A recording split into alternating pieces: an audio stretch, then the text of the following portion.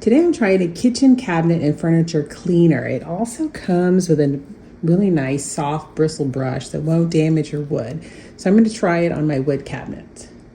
So my cabinets are probably close to 18 years old. We've been in the house about 4 years. They do need to be refinished, but I'm just trying to kind of get a little bit more life out of them before I refinish them. So you can see they've just been pretty beat up. But this spray, you spray it on and then you just use the little scrub brush, which is very soft, and then I take off the rest with a microfiber rag.